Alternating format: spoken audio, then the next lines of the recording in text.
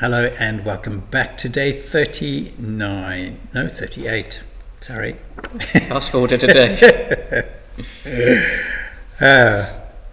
Today we are looking at the first letter to Peter, the first chapter, verses 3 through 9. I got tongue-tied just reading it the first time, so we'll try and read it slowly and then have a chat. Praise be to the God and Father of our Lord Jesus Christ. In his great mercy he has given us new birth into a living hope through the resurrection of Jesus Christ from the dead, and into an inheritance that can never perish, spoil, or fade. This inheritance is kept in heaven for you, who, through faith, are shielded by God's power until the coming of salvation that is ready to be revealed in the last time.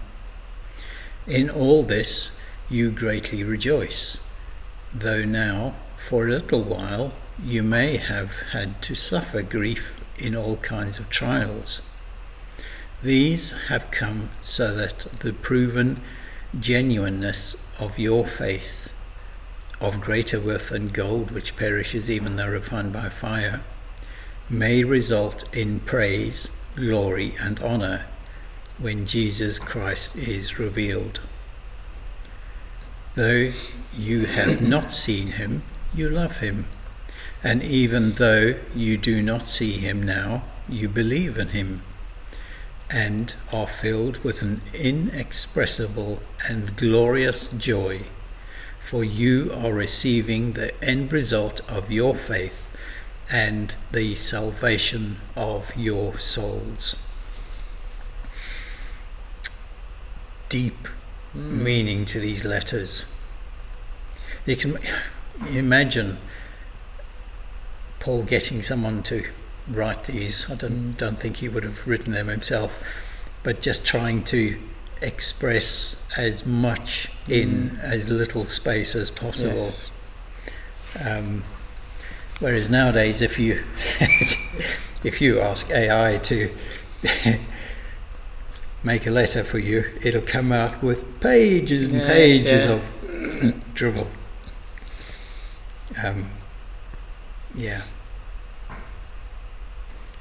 But I think this is all about how we change over time through living our faith and because of our faith, and not being sidetracked. And yesterday we were talking about Cephas and his friends being sidetracked by the Jews,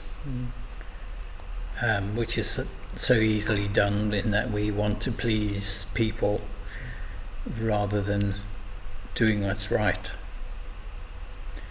And again, he's reminding people here that it's actually what we're doing for God that's important. And that's what we need to focus on. Of greater worth than gold, which perishes even though refined by fire. And we look at gold as being something that doesn't perish. But if you melt it, it's no longer in the shape that it was. No. I think that's a really, really important little bit at the end there, where it's talking about your inheritance. And it talks about an inheritance that won't perish, and if you think of an inheritance, if someone passes away and you get something, which is usually money, how quick is that to spend away and disappear and go on things and be gone as quick as anything. And then to sort of compare it to what we're talking about getting after this mortal life in heaven, this inheritance that is just going to be there waiting for us, and it's not going to change, it's not going to perish. Yes, I mean,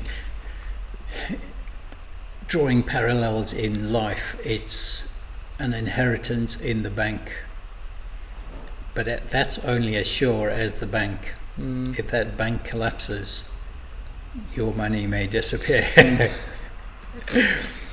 Whereas we are told and we believe that heaven will never perish because God's got it in his hands. And just knowing that does bring you joy, does bring you relief. We're still waiting for our inheritance because the government decided to put a block on Ninka's money. So when it comes, but up until then we know that she's in a better place, and that's the important part. I think all of us are Christians and we know that she's in a better place, and that's what counts. It's not the money that left over. It's that'll be nice to go on a holiday or something, or but it's not what counts. No. Yeah. Money doesn't always buy happiness. No.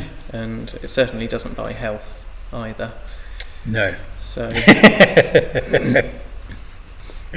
then that takes us back to at the very beginning here, sort of that verse 3, praise be to God and Father of our Lord Jesus Christ. In his great mercy he has given us new birth into a living hope through the resurrection of Jesus Christ from the dead.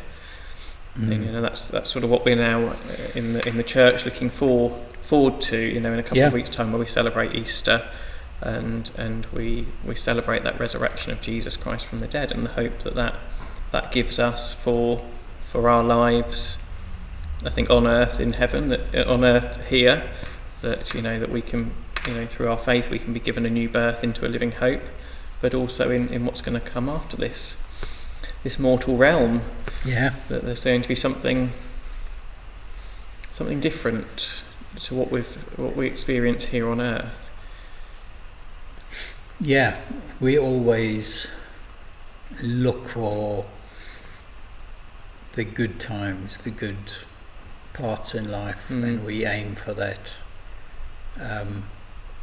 We don't always stop and wonder what God has in store for us in the long run. And I think the more we do that, the more we realize just how lucky we are to know Jesus, to know that we've got this amazing inheritance because of our genuine faith. It's not pretending to be what we're not. It's not pretending anything. It's our faith. And because of that, as Jesus said, simply believe.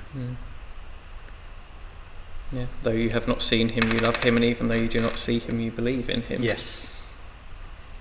It's almost like, we can't see electricity running through cables, but you can be sure if you were to cut them, it'll cut stop. them, you'd know about it. And I think it's a bit like that with a relationship with Jesus. You have to interact with it to know it's there and to feel it.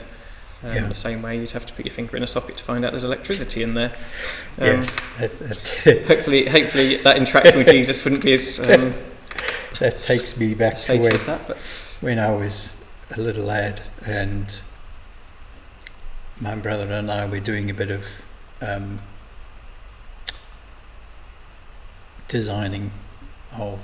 redesigning of our bedroom and things, and Pete got out.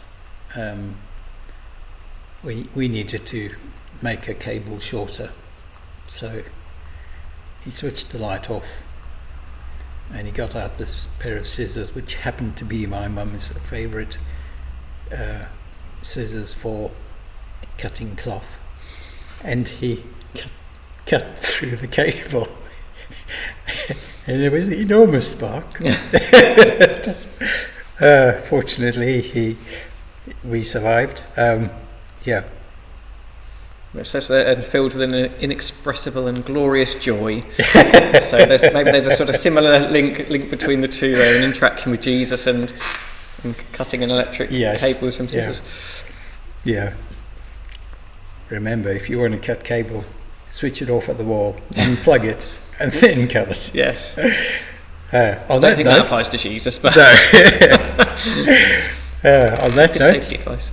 Thank you for joining us, and thank you for joining us online, and we'll see you on the next one.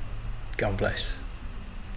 We hope and pray these sessions will give you something positive to see and look forward to, something you may wish to share with others. Please do.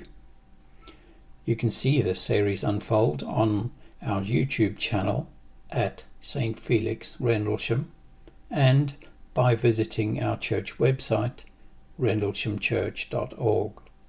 Should you wish to contact us, please do so by email on info@rendleshamchurch.org. God bless, and we'll see you in the next video.